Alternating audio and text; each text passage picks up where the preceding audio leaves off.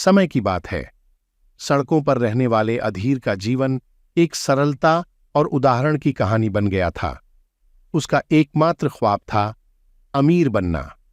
वह अपनी गरीबी से बहुत परेशान था और चाहता था कि उसका जीवन कभी बदले और वह जल्द से जल्द अमीर बन जाए।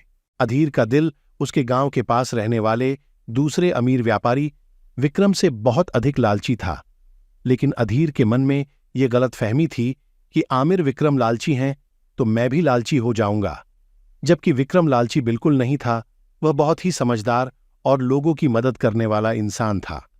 विक्रम का घर बड़ा था, उसके पास हर रोज नई नई गाड़ियां बदलती थीं और उसकी सोने की घड़ी बेशक महंगी थीं, परंतु उसका बर्ताव और उसका स्वभाव उसे सबसे हटकर बना देते थे।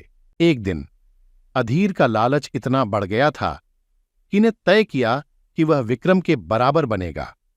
उसने अपने मन में तय किया और अमीर बनने का निर्णय लिया।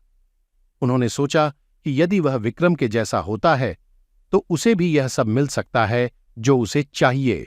एक दिन गांव में एक अमृत वृक्ष खिला। इस वृक्ष का फल बड़ा ही रहस्यमय और अद्वितीय था। इस फल को लेकर गांव वाले उत्साहित हो रहे थे। यह फल अमृत से कम नहीं था और जिसने भी इसे खाया उसने अत्यंत सुख से भरी जिंदगी जीता था। अधीर ने सुना कि इस फल का स्वाद अत्यधिक स्वादिष्ट और आकर्षक है, लेकिन जो फल उगे थे वे सब खत्म हो चुके थे।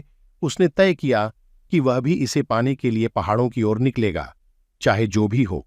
अधीर ने पहाड़ों की ऊंचाइयों को पार करते हुए फल की खोज में अपने मित्रों के साथ रास्ता तय किया। रास्ते में वह बहुत सारी मुश्किलों और चुनौतियों का सामना करता है, परंतु उसका लालच उसे हर कदम पर आगे बढ़ने के लिए प्रेरित कर रहा था। आखिरकार वह और उसके मित्र फल को पाते हैं, लेकिन अधीर का लालच मन में इतना था कि वह पूरे पेड़ को ही उखाड़कर अपने साथ ले जाना चाहता था और वह उस पेड़ को उखाड़ने लगा। उसके दोस्तों ने उसे पेड़ को नुकसान न पहुंचाने की चेतावनी भी दी, लेकिन उसने उनकी बात नहीं सुनी, क्योंकि अधीर के मन में तो था कि वह उस पेड़ के अमृत फल को बेचकर अमीर बन जाएगा। लेकिन जैसे ही पेड़ को अधीर ने उखाड़ा, पेड़ पूरा सूख गया और उसके सारे फल गायब हो गए। और मरते मरते पेड़ ने अधीर से कहा कि तुम कभी किसी को उजाड़कर अमीर नहीं बन सकते। पेड़ की ये बात अधीर के मन में लगी और उसे अपनी इस हरकत पर बहुत शर्म आई कि मैंने अपने लालच की वजह से एक पेड़ उजाड़ दिया।